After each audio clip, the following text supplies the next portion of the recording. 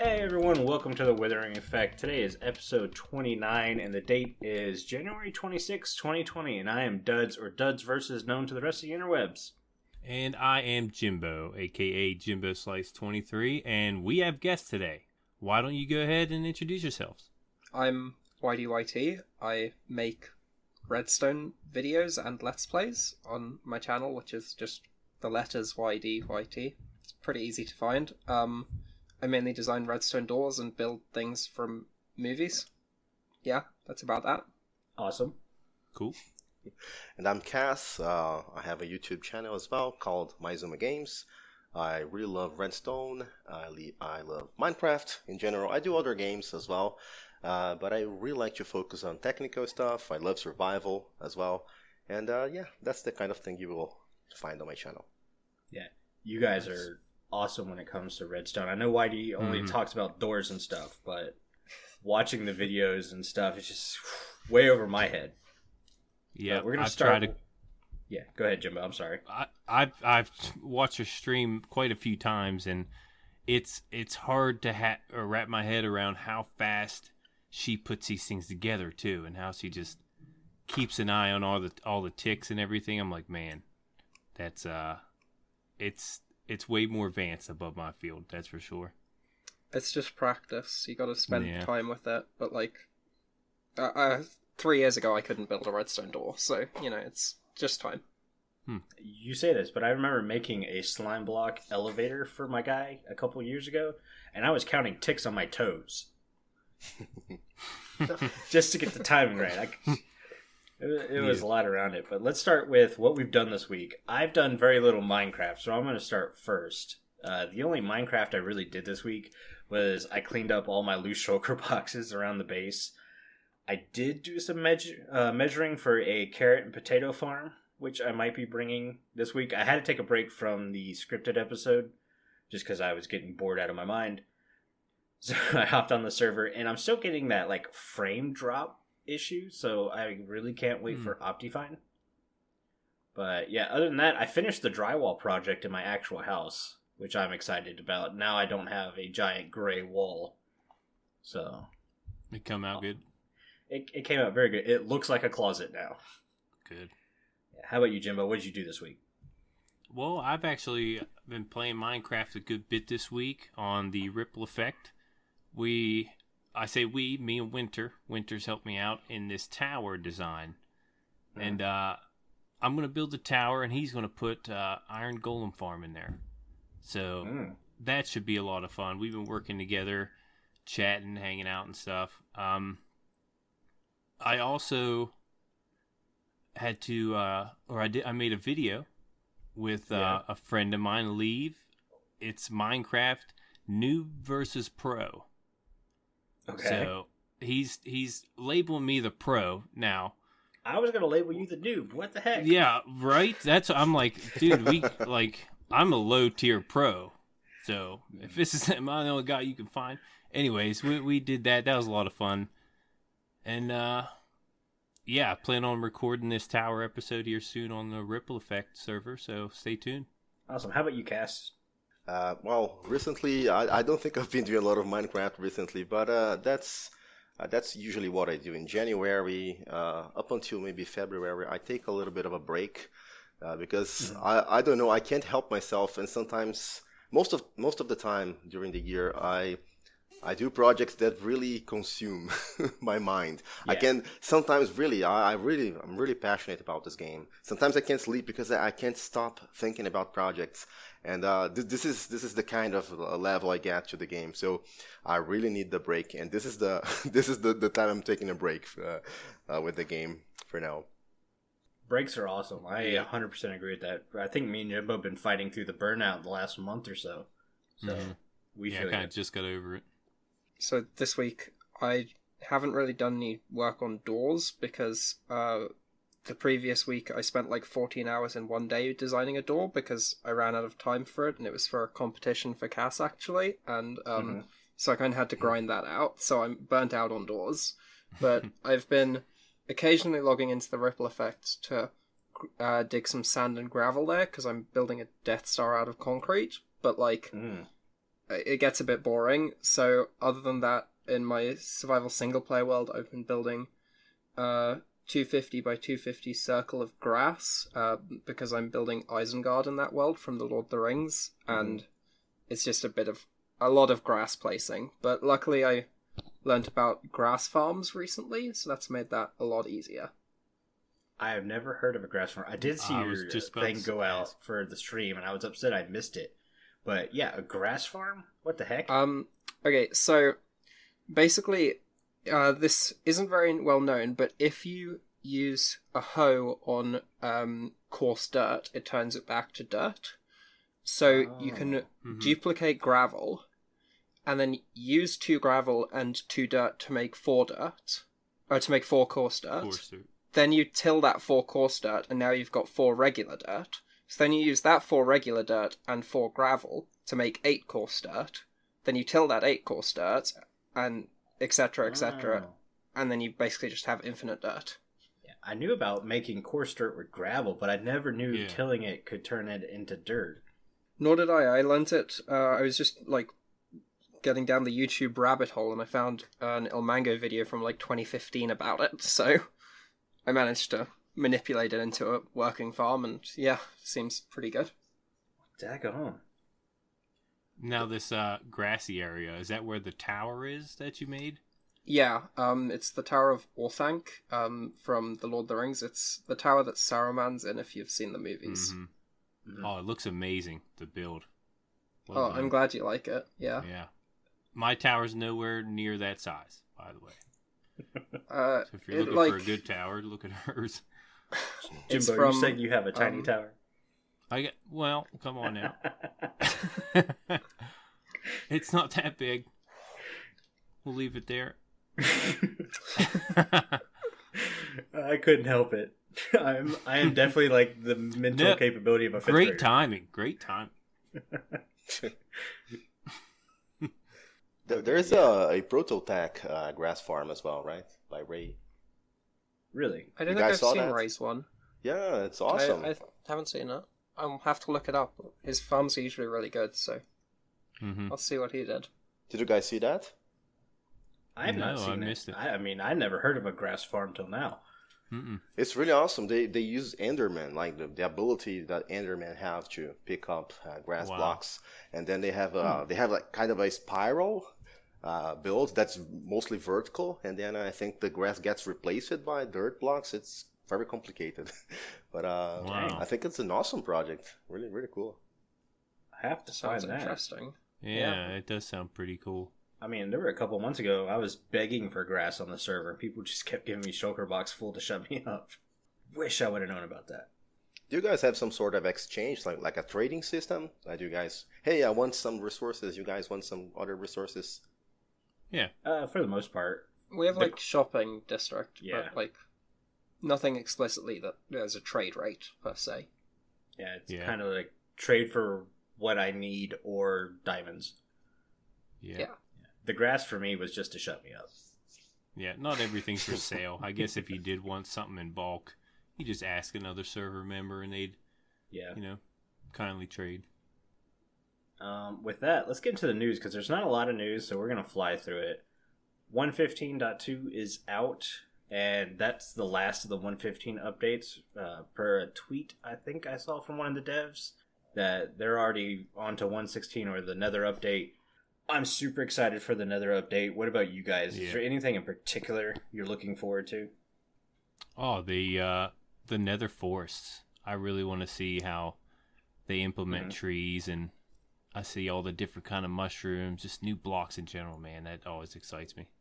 I'm kind of interested in seeing where they go with trading with the, like, what were they called? Piglets or something? Piglins? Like piglins, yeah.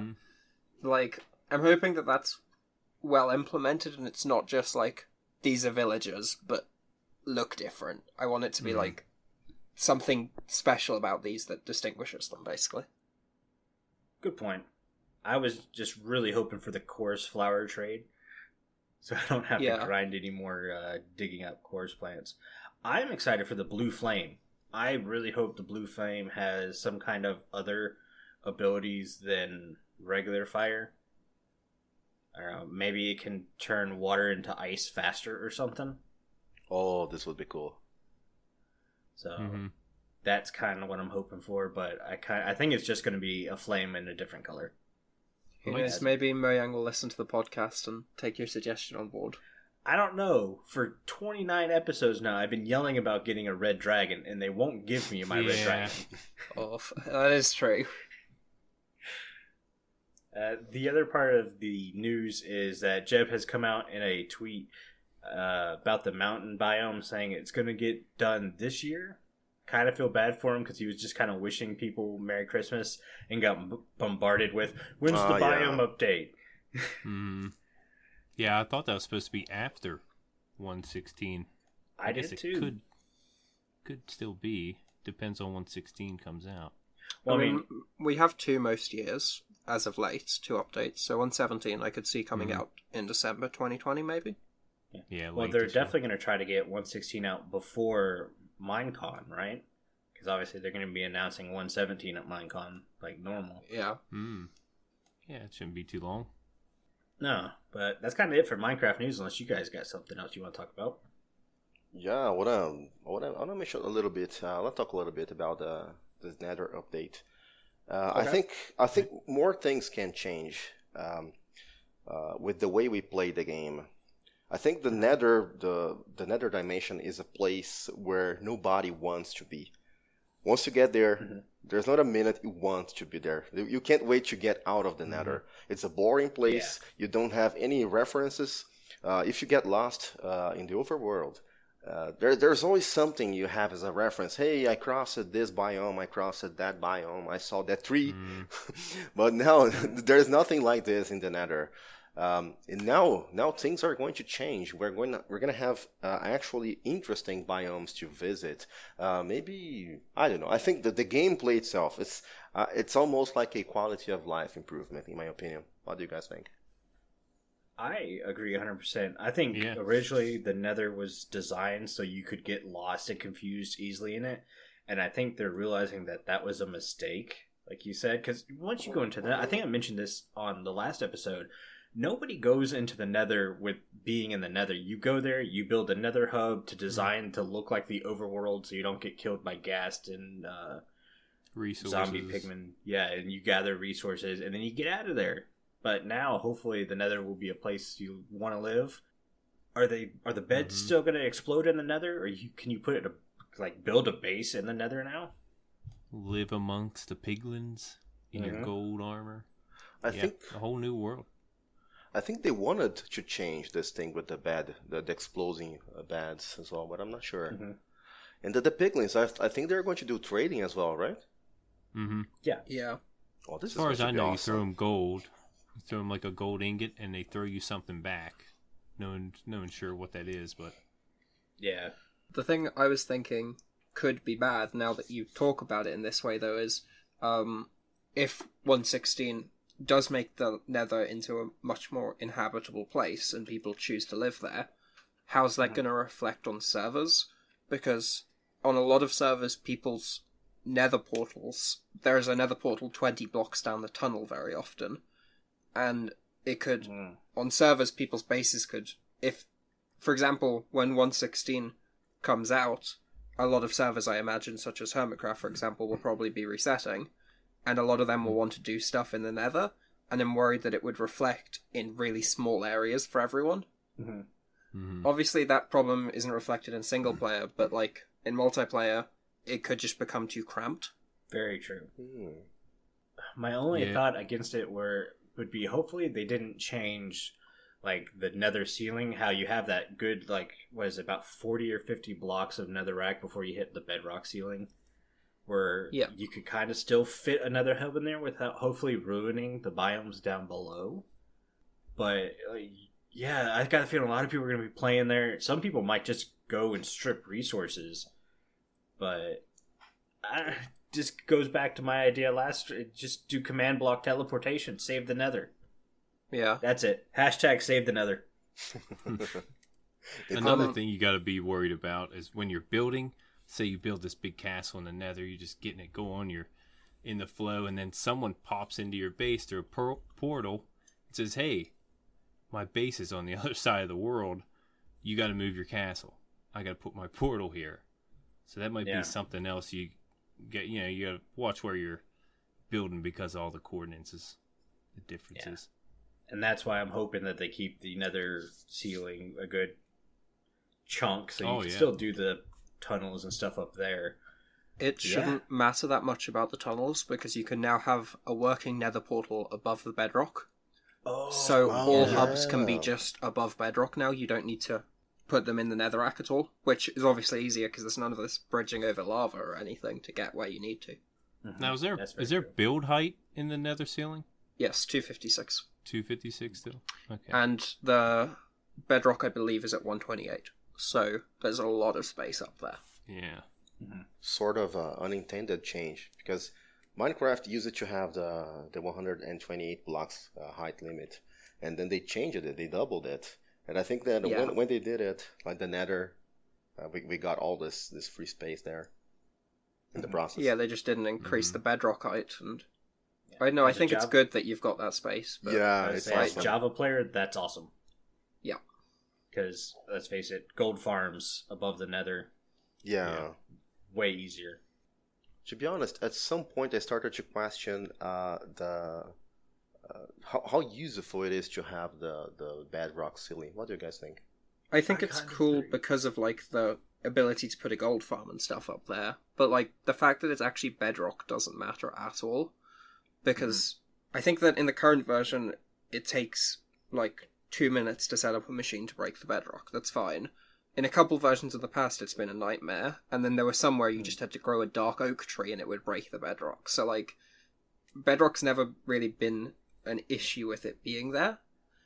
And, like, to any, I'd say, reasonably experienced survival player who is interested in building farms, they disregard the bedrock completely. To a new player, I'm sure it's quite interesting and, like, what's above there, etc. But, like, most people aren't new at this point in the game's lifespan. Yeah, I'm trying to think. Back in Comicraft, like the first season we had, our server was like 1.8 or 1.9, and we were on Spigot, which for some reason wasn't allowing us to break the bedrock, but we knew we wanted a gold farm, so I want to say literally everyone just voted to go into creative mode and get rid of the bedrock where we needed to. And then turn back. It's like, I get why it's there, and I could also see why it's not useful, but at the same time, yeah, everyone just disregards it. It's a new place for a farm. And the fact that you can build out of there, does it really make it out of bounds? If you can place blocks? They have places where you can't place blocks. That's out of bounds. But well, they grow mushrooms up there, so that's got to mean something, right? One plus side about it is it's not spawnable, so you don't need to light anything up there. That's true. Yep.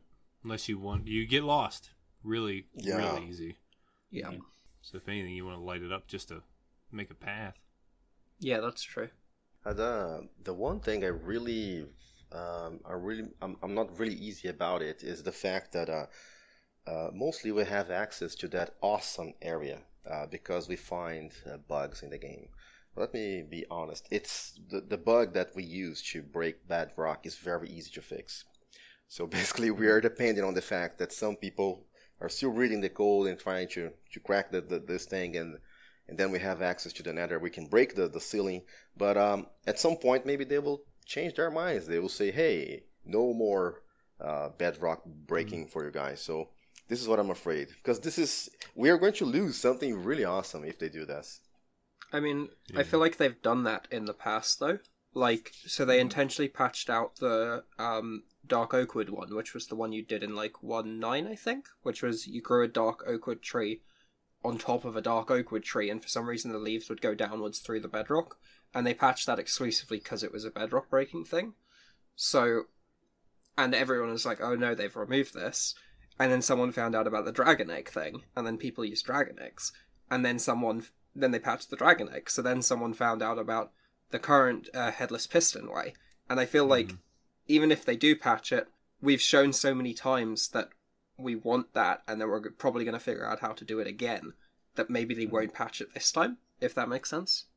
Yeah, I think you could turn it into like an achievement kind of thing where maybe there is a special tool you can find in survival, or an enchantment that gives you like an unbreaking 7 or something like that allows you to be able to dig through bedrock. That Just could be accept interesting, yeah. Yeah, just accept the fact that we're gonna break bedrock, make it a little bit cooler for us to get there, and a little bit easier, maybe. But yeah, I mean, if they're going to patch it up, it is the Nether update. Now would be the time, I guess. Yeah, makes sense. That would get people more in the Nether than above the Nether.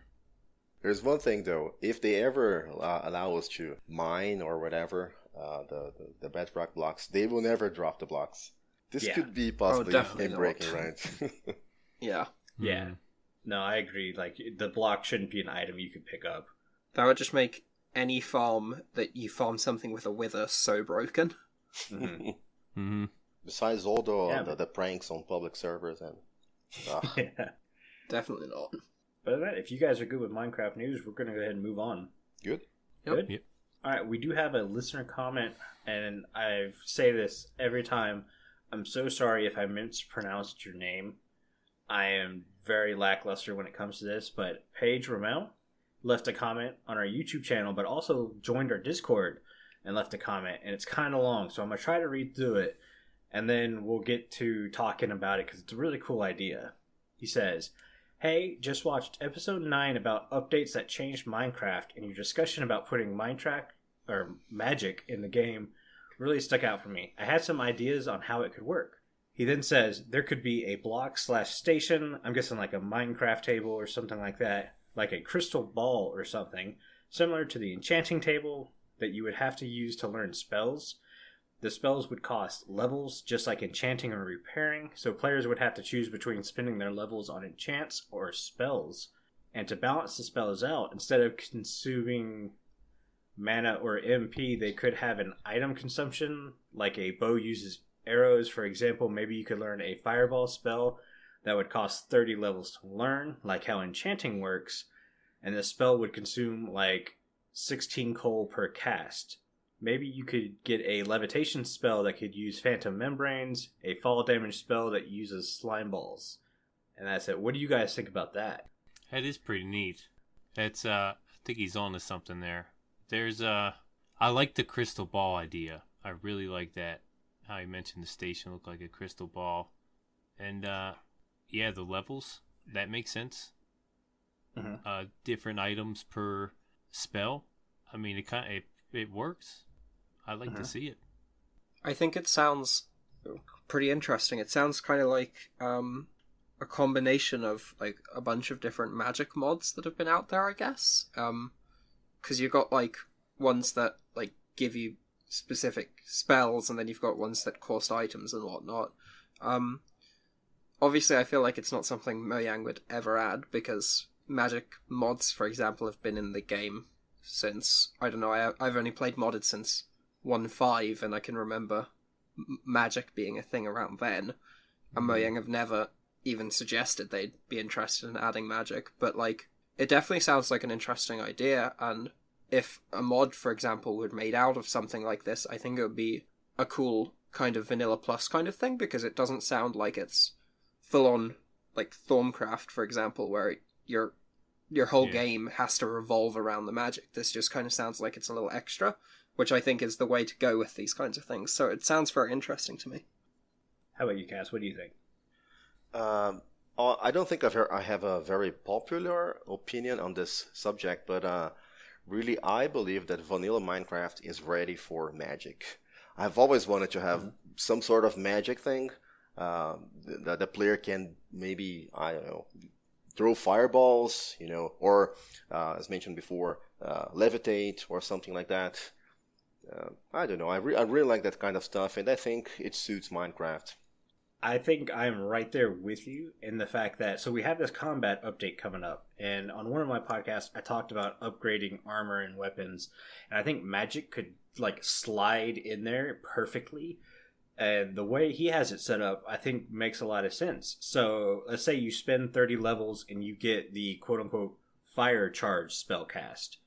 Maybe if you have a fire charge, which is just an item in your hand, but you click it, it throws the fire charge like a snowball, and if it hits something, it ignites whatever it hits on fire. Mm. I think that would be awesome, and I don't think it's game-breaking in the fact that fire does damage, but not a crazy amount of damage. You still have to make fire charges, so you're still having to gather supplies and resources, and you still have to get the levels to get that enchantment, and maybe make the crystal ball kind of like the enchantment table, where it's still random. You don't know for sure that that's what you're going to get. Mm-hmm. And maybe make it to where you can only have one at a time. You can't stack spells. True. Just because it would be kind of OP. You run around with, 10 different spells, and you got this awesome enchanted armor. Maybe one at a time, I would think. One spell at a time. I think that's a good idea. Yeah. Thank you so much for your comment. And speaking of listener comments, Jimbo, we have a Discord ad? Yes, this week's Discord ad is from C3PO, so go ahead.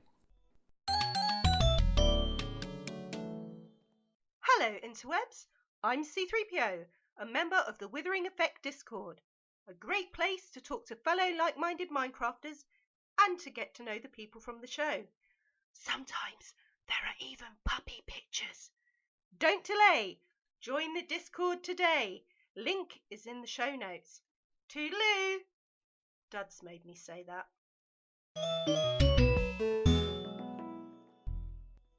Okay, and we're back. Thank you so much, C3PO, for the Discord ad. And speaking of our Discord, we're trying to get you guys more involved with a lot of the stuff we have going on in there. And I came up with the idea for Block of the Week. Come to find out, Moyen came up with the idea for Block of the Week way before I did. So we're going to rip them off a little bit and do our own version of it. So Block of the Week, we have you guys vote between 3 blocks that we'll talk about the history and maybe how we'll improve the block or whatever. And this week, your choices were coral, sponge, and redstone lamps. And sponge won overwhelmingly. Yes. So, yeah, you guys really happy for the sponge. Yeah, I was rooting for redstone lamps. I had so many ideas for redstone lamps, but you guys wanted the sponge. So I'm okay with the sponge. I like the sponge. Yeah, I'll go into a brief history, and then we can maybe talk about how we can improve the sponge. But I'm not really sure how you can improve the sponge. So let's start with, it first appeared in 0.019a way back then, but then they removed it after like 50 minutes of use, and it didn't show back up until beta 1.8. Sponges can be found in ocean monuments or dropped as a item when you kill the Ender Guardian. They can absorb a 7x7x7 thing of water. Definitely needs to be bigger there. They share the same sound as grass when you break them. I thought that was interesting. And then when you place a sponge in the nether, it will instantly dry. And then you can harvest the water out of a sponge using a furnace/blast furnace and an empty bucket in the output. I didn't know about the nether thing. That's how I was going to improve the sponge. What about you guys? I like the idea how you said make it more than 7x7x7. So what if you could make your sponge bigger? Maybe you put 4 sponges together, you get a big sponge. You could take out more water that way. Maybe you can make an enchantment for a sponge called Super Desorbent. Yeah. The Enchanted quicker sponges. Upper. The bounty sponge. Oh, that's awesome. For you guys aren't familiar, I don't know if bounty's a product everywhere. Oh yeah, it's paper towels. Yeah, but in America, they're things the quicker picker upper, and they could just absorb everything. Yep. So, yeah.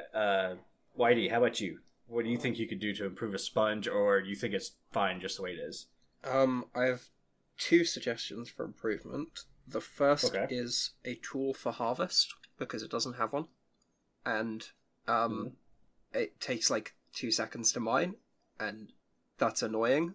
So yeah, we can get I want it to be mined by, I think a shovel would make the most sense, but like honestly any of them are fine. I just think it should have a tool, like basically everything else in the game does. And then I think that having a better way to get them in the late game would be good. So I feel that the way you get them currently is fine for the majority of the game, but then you'll reach a point in your world where you're not really gathering that many resources anymore, except for when you're starting a project, and then you go to clear out some water, and you realize you've only got, 8 sponges, and you have to go ocean monument raiding, and, if that's not something you want to be doing, I think there should be an alternative way to get it. I don't really have any ideas for how that would be implemented, other than trading, which feels too cheap and easy, but... sponges grow in coral reefs, right? It would make sense to maybe have some in there.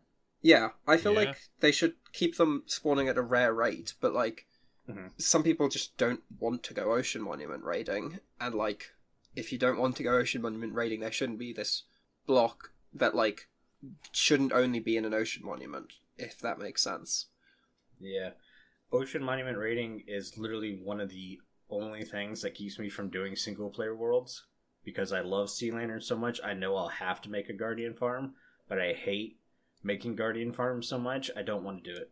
I think they're a lot better now that you've got this soul sand trick. That's true. Yeah, it's much nicer, right. And unfortunately the first video for one of those was released 2 days after I finished raiding one, so I was a bit unlucky on that, but from what I've heard, making one of those farms, it's no longer a 50-hour process now, so that's definitely better. Awesome. What about you, Cass? What do you got for improving a sponge? Oh, sponges. All right. I've been thinking while the guys were talking. Mm-hmm.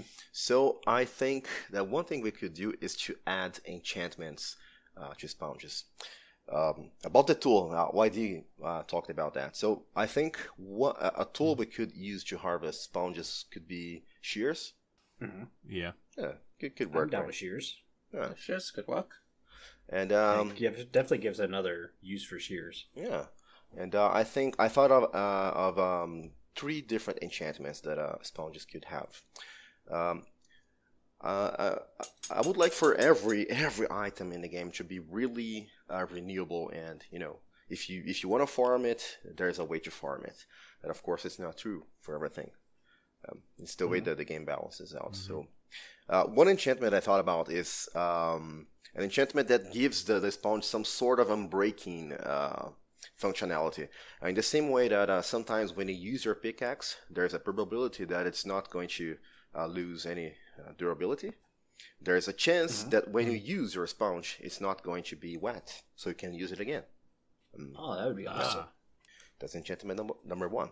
Number 2 would be a dry over time. So if it has level 1, 2, or 3, I don't know, if you place your sponge as a block in the game, it's going to dry over time, even if you are not in the nether. Because let's face it, when you're using your sponge, you're not in the nether, right? You don't want to cross a portal just to dry your sponges. You're most likely going to have a furnace arrangement there, or something like that. And the final enchantment that I would love to hear your guys' opinions about is the sponges for lava. Yeah, yes. I know it's pushing a little bit, but what do you guys think? Especially if you could do the harvest lava like you can do water trick, it would be a lot easier maybe because wet sponges stack, right? Yep. Yeah, so if you use sponges in lava, you could then stack, which would make it easier to maneuver lava around. Oh, this is awesome. That's interesting, yeah. Great idea. I would say I'm all for it if you could harvest the lava like you do the water now. Yeah. That's interesting.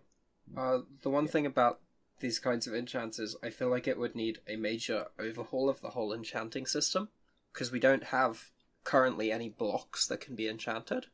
And so to add enchantments to a sponge, I feel like I'd personally feel a bit upset if they added enchantments to this block and to no other blocks whatsoever. Yeah, one block. Makes sense. So, I'd want to see if... I think these are great ideas, and I think that enchanted blocks could be an interesting concept, and, I'd like to see where they could go with something like that, potentially.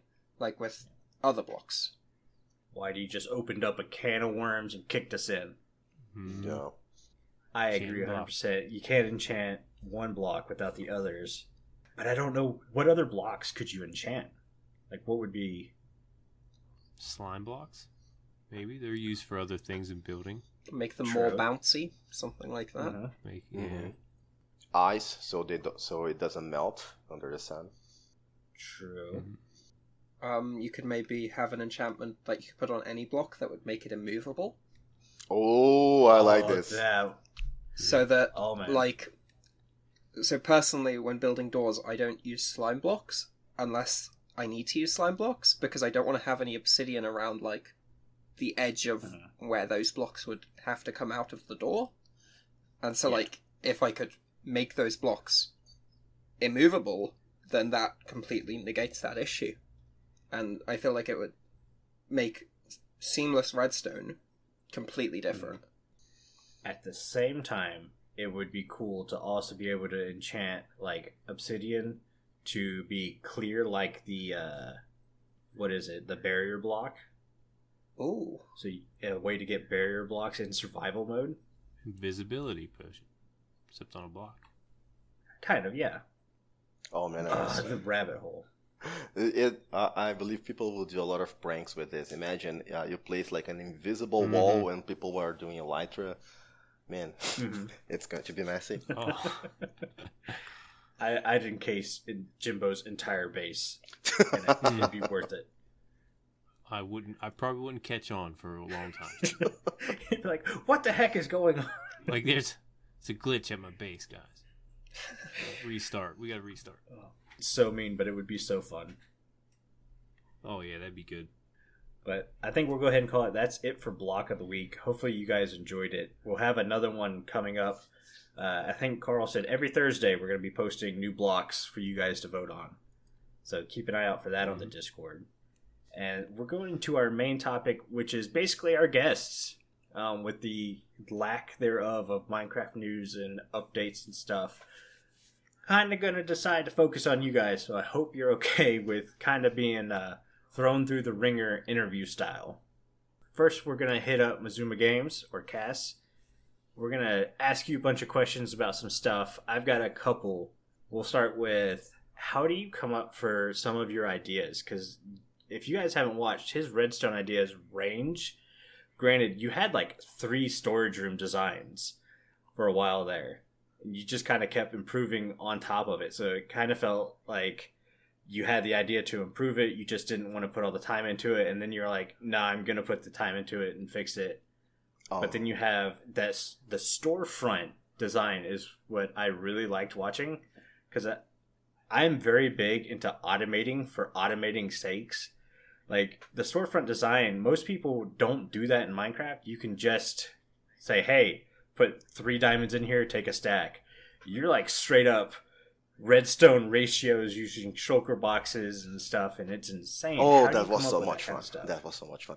I dream about these designs all the time, to be honest with you guys. As I told you guys in the beginning of the podcast, sometimes I lose sleep because I can't stop thinking about those projects. I have a lot of fun doing those things. For the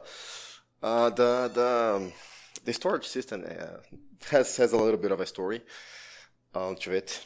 So one day I had this idea where we could have a bunch of items inside droppers, and then we could alternate. So I created something that you know how we do traditional item sorters using the famous Impulse SVs system, right? So everybody does those kinds of sorting systems. This is an amazing system. So my idea was, what about a dynamic item sorter?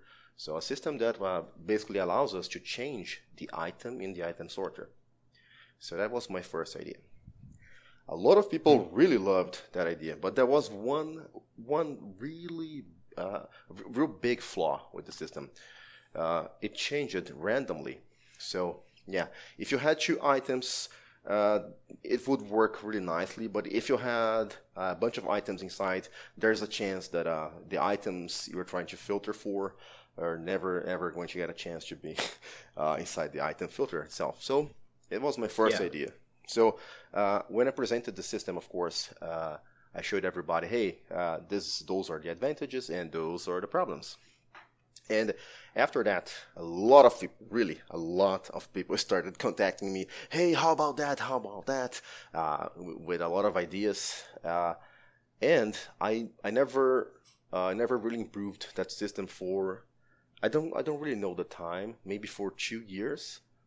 And the reason why I never tried to do it again is because I know that doing storage systems is a lot, is very much demanding. It requires a lot of energy, a lot of patience, and you have to be in the good mood. If you're not, Yeah. in the zone, you're not gonna do that. It's think about that.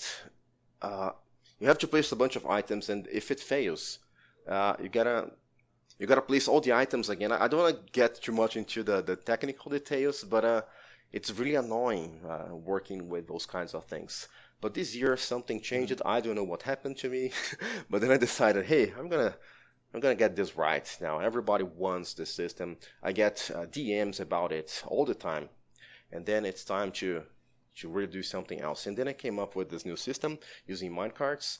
I never wanted to use minecarts because at the time we had big problems with chunk loading, right? So entities use it to disappear if they crossed chunks and things like that. So I have my standard, so I don't want to do something that it's a storage system. Storage systems are very important in survival. You don't want your items to disappear. You don't want your minecart to disappear. So I don't want to use minecarts. And there's a bunch of stuff that are known bugs in the game that I try to avoid in my designs.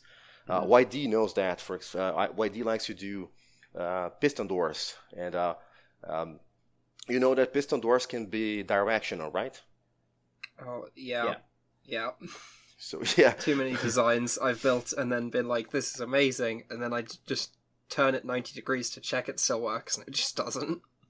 It's a horrible feeling because you come up with these amazing designs, and then someone will post a comment on your video, hey, I built it, and it doesn't work. And the reason is this person built the exact same thing as you did in a different direction. This, over time, eventually you learn the rules, and you have to account for directional designs and locational designs and a bunch of other bugs that we have to work around. This is what makes, in my opinion, designs very difficult to do. So, yeah. And I was talking with Jimbo Hale before you go further, like earlier in the podcast, I said you had such huge trust in minecarts, and I'm still scared. I know they fixed the bug, but I'm still scared of minecarts to the point where I won't use hopper minecarts in a system because I'm worried that they won't run correctly. And you know what, Duds? So, you were kind of right, because sometimes they claim they fix bugs, but, That being said, I'm planning on building your storage system just because, one, it's so much faster than the one I've been using. Just watching it run, I was just like, holy cow, it's worth me sitting there, letting it load and run, and geez, it's amazing design. I think it's a good system. In order to do that, I started testing this thing using the Forge mod, because Forge allowed me to have the word edit mod as well. So I could replicate things easily. Because as I told you guys, it's really annoying when things fail. When your item filter breaks, oh man, all the items start falling in the wrong places and things like that. And I had as well, Forge was a problem as well. And then Namebone, actually who wrote the what is the name of Namel's mod? Do you guys know? Carpet mod. Yeah, the carpet mod. Yeah. I used carpet mod because I needed to speed up the process in order to stress test the system. Once again, I take it really seriously because I know I'm going to get questions. It's a storage system. I don't want to mess with storage systems. I know that when people use your systems, you're going to get some criticism, and you want things to work. I know I don't want to get too serious about it, but as a YouTuber as well, you want things to work. You want to have you kind of feel that a little bit of a responsibility. Some of my designs got into hermitcraft, and sometimes you wanna look good, right? When someone showcases something that you do, you want to do things right. So I I really extensively tested this thing. Used carpet mods, sped up everything, put loads of items in there. So I think it's a really good system. You won't regret if you build it in survival. Awesome. That kind of leads into my second question. What's been your favorite build you've done so far? Oh man. I'd say, is it the storage system or is it some obscure little thing you created long ago that no one remembers? I mean, I've been doing YouTube for 7 years now, I think. So there are a lot of projects.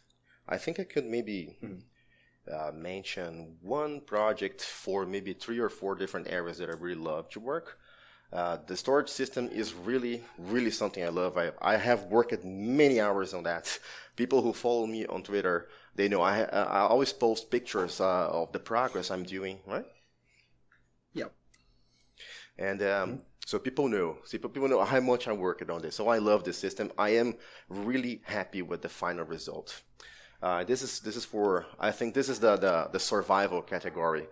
The thing I love to do the most, I think, is mini games, and I really love, I don't know, my tic-tac-toe, which is a project that honestly I don't think nobody cares. It's tic-tac-toe. It's not a great game, but it was very enjoyable, and I think the final result was really awesome. I made it. Everything I do for survival.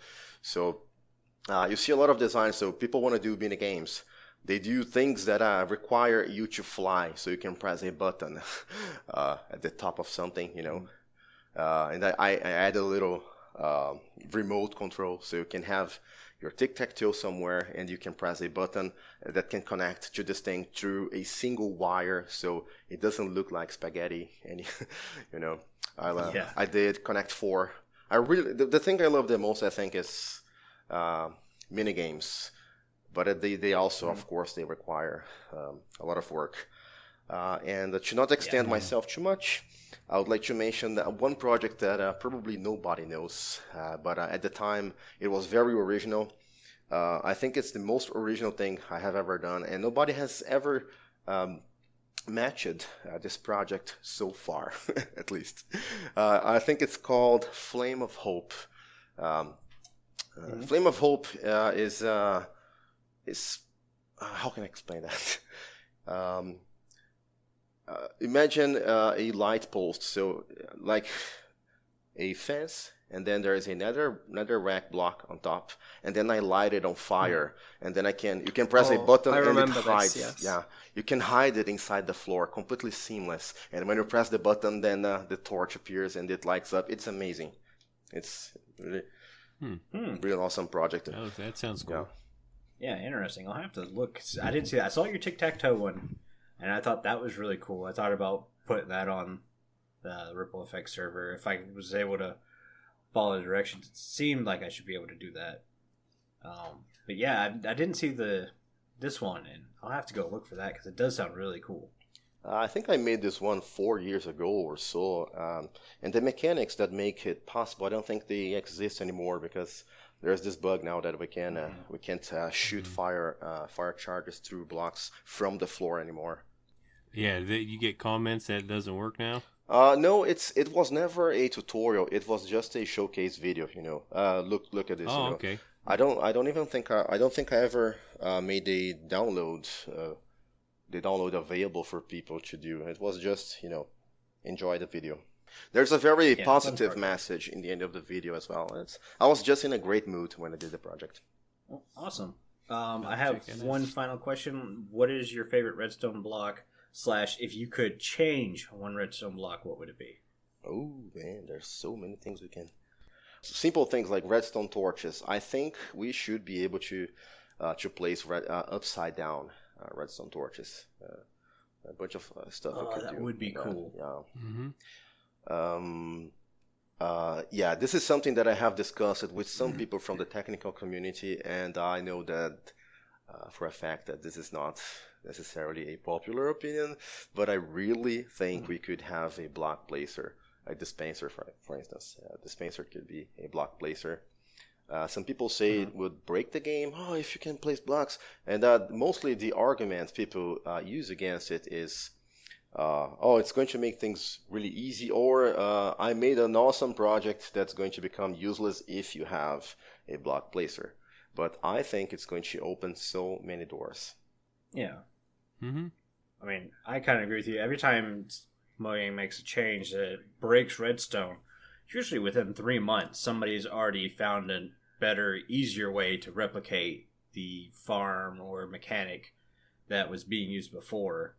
So, while I don't agree with some changes, I agree that every change is like a new avenue to do something differently and could be for the better. I agree. Yeah, it breaks up the monopoly or monotony a little bit. Monopoly. A little bit of monopoly Not as playing well. with fake money. We need some monopoly in this game. That's what we need. Let's do a mini game. All right. Well, thanks again, Maizuma. We're getting on to YDYT now. It's your time to shine. My question I have for you is, what has been your favorite door design? So I'd say that it depends, like, what I'm looking at. So my favorite door in terms of how impressive, in my opinion, it was I currently still, 3 years after it was made, have the design for the smallest 3x3 in sync piston door. There are smaller ones, but I'm sure you've seen these tiny 1 wide 3x3s where the animation is really quite horrible. And Yeah. I just personally couldn't put that in my base and be happy with it, because it just doesn't look good in my opinion. And so I decided to make a smaller 3x3 one. However, I feel like anyone who is quite knowledgeable about Redstone and wanted to could make the exact same design. Like, I don't think there's anything impressive about it. So then, one that I made quite recently, Albany from the Ripple Effect server commissioned me to make a walrus door for him. By commission, I mean it was more like he asked me and I was like, yeah, sure. And so it's a 5x4 door with some of the blocks sticking out and other ones not. So it's a like 3D 5x4, kind of like a vault door, but not quite. And I'd say that's probably my favorite because I had to do so many things in it that I hadn't done before. So for example, I'd never built a 5x5 door before, and I use a 5x5 center block, the mechanism for a center block in that. I'd never designed a seamless hipster floor, or seamless hipster door by myself. I knew of designs, but I wanted to do everything on this one by myself without like just going on YouTube, entering seamless hipster door and just copying the design. So like as a whole, I'd say that's probably what I'm really proud of, because I think I streamed the whole project over about 6 weeks, and like from my first versions to my last one, I think I genuinely improved a ton as a redstone at doing it, because like I'd never built a 5x5 before that, and then after doing that project, I've built 5 5x5s in like the span of like a month. So like I think it's quite interesting, like how one thing that in my opinion building a walrus door shouldn't make me a better redstoner, it did, and so that's probably why it's my favorite. Kind of crazy that just the phrase in itself, building a walrus door, made me a better redstoner. Yeah. It also did quite well on Reddit. It got like 10,000 views, so I was pleased with that. Oh, really? 10,000? Nice. That's amazing. Nice. Yeah. Just views. Upvotes, it was only like 2,000, but like, I'm pleased with the views. Only 2,000. You're way better than me. Yeah. Amazing. Every time I post something on Reddit, I get banned. Oh. It means you don't I don't comment know why, enough. They have a shadow Probably. bot that if you don't comment enough but you post your own content too much, they think you're just self-promoting, so they just ban you. So you have to like go to other people's stuff and say, hey, this is really cool every few weeks, so you can keep posting. Good point, because I am very much a lurker on Reddit, and it's very rare for me to post something on Reddit, but every once in a while I tried to do it, and like I got banned twice. So. Yeah, it just looks like you're self-promoting, basically. Gotcha. My favorite of your doors is the YD door, where you like you put your name in the door. So I love that one. That's actually inspired by something Cass did. Ages ago, he made a door that was Tango Tech's logo, which is like a T. Oh, that's cool. And I saw that, and I was like, hey, my name's pretty short, just YD. It's 2 letters. How hard can that be? And I think I have 12 versions of this door, where the first one you could see like 7 pistons on it when it's open, and then I had ones that were like 50 blocks long and used 12 block pushers and stuff in it to hide pistons, and it was very messy. And then and now my current design is like, I think, as small as it can possibly be. You might be able to shave a block here or there, but I think it's like 12 by 7 by 4 or something like this, and it's just the letters YD, perfectly seamless and flush, and I'm very pleased with that. It's definitely a very cool looking door from my point of view. I could never think to do anything like that. So watching both you guys do these redstone mechanisms, I'm just like, what? Well, the thing with doors is, I'm actually not that good at doors in comparison to a lot of people. So, like, in comparison to the average Minecrafter, I think I'm quite good at it. But then if you look at, like, some door YouTubers, I just get blown away by them. So, I don't know if you guys have seen the YouTuber Spacewalker, but this guy's doors are absolutely ridiculous. So, he has a seamless glass 3x3 door. So, it's a 3x3 of glass with blocks around it. You can't see any pistons. And it closes in 0 seconds. Literally 0 seconds. Because he uses 0-sec technology. And, like, one day I decided I'm going to download this world and try to dissect it so I can try and understand it. And honestly, I have no idea what's going on. It's very impressive. Yeah. Shoot. You did kind of answer my second question halfway through, because I was going to talk about honey blocks, because that seems to be a huge thing for some door mechanisms now, is having slime blocks and honey blocks not touch. But you've come out and said you don't like using slime blocks if you don't have to. So I use a lot of slime blocks like behind the scenes in the redstone, so to like move signals up and down, because you can put a redstone block on the end of it, and then you can bring a signal 12 blocks down with 1 tick of delay, which like is useful, for example. But I only build doors that I would personally build in my survival world. And I just don't like the look of things when there's like an obsidian block there and you can tell that obsidian block's there to hide a door, like to hide a slime block. And I just don't like doing that. So I only have 2 designs that I've made public that feature a visible piston. One is my first ever redstone door, which I'm letting that one off the hook. And the other is the walrus door I made for Albany, and that was because he said he didn't care. So I just made it a lot more compact by having a couple of visible pistons. So Omni's very laid back when it comes to that. Like, I think that the honey blocks and slime blocks are not sticking is really, really cool, but I personally can't think of a use for it that I would personally actually use, to be honest. So yeah. Yeah. Well, my last question is, I'm not sure how you would go about explaining it, but how do you take something like Isengard and start to replicate that in Minecraft? So, Isengard itself is something I've built 3 times in Minecraft now. The first 2 times it was only the Tower of Orthanc, which is the part that most people think of when they think of Isengard. They just think of the tower. It's actually the whole area surrounding it as well is what is Isengard. The tower is just Orthanc.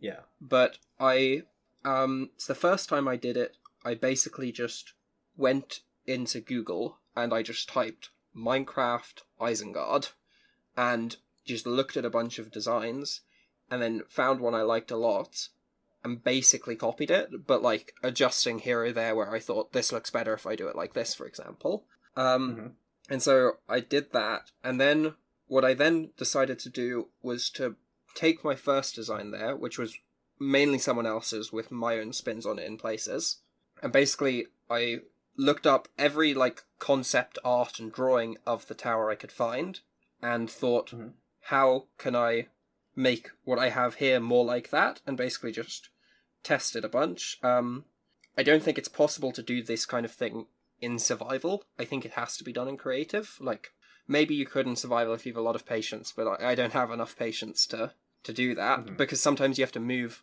50 blocks of a tower up 2 blocks, and it's like, I can't do that in survival. I don't have the patience for that. But with, like, structure blocks, for example, that's not too hard to do in creative. But then, like, basically just keep looking at pictures and videos of things. And then one thing that I think is really, really cool about the Minecraft community is a lot of people share things. So I go onto Planet Minecraft, for example, and you type in Isengard, you'll find 10 different designs for Isengard, and just download them and walk around in the builds and try to like angle it in the way that's angled in a photo of the build, for example, and see how does this look? Is this lining up correctly? And take inspiration from what others have done, because they've put it out there, so you might as well. So then I did the same with... I've done the same in a creative world for the Death Star now, which I'm not spoiling my design before it's done. And then one that no one else that I've found has done is in the most recent in Avengers Infinity War, there's the ship that lands above New York that's like shaped like a donut, I guess. I've got a design for that one, which I'm planning to put into survival at some point.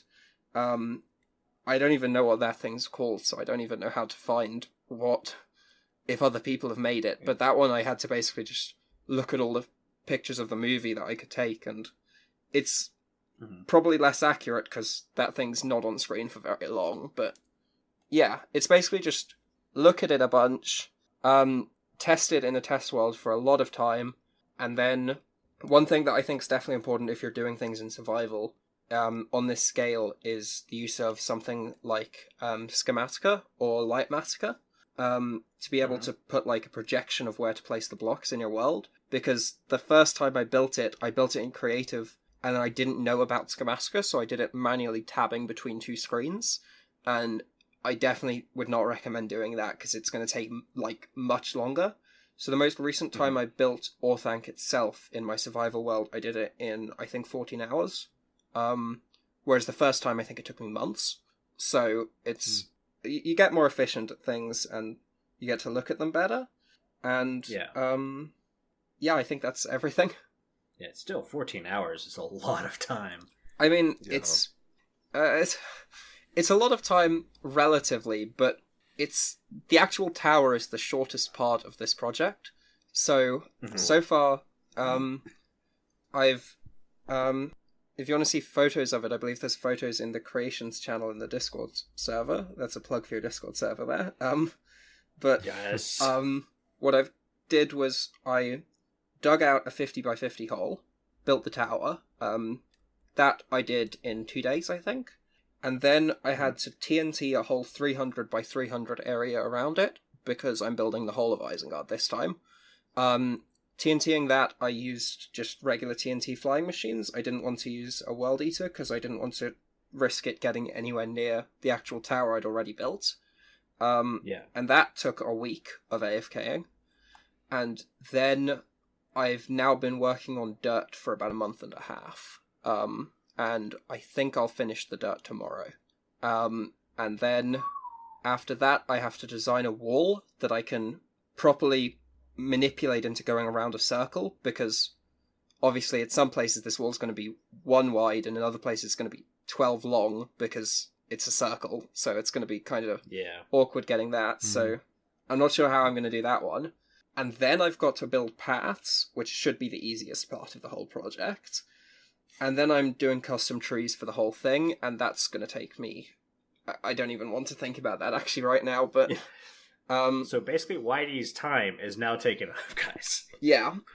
And then the final bit is I've got to build a mountain in the background, but like that's more like once this whole thing is done, I'll then maybe take a year-long break and then come back to the mountain, because I spent enough time on it. But yeah. Holy cow.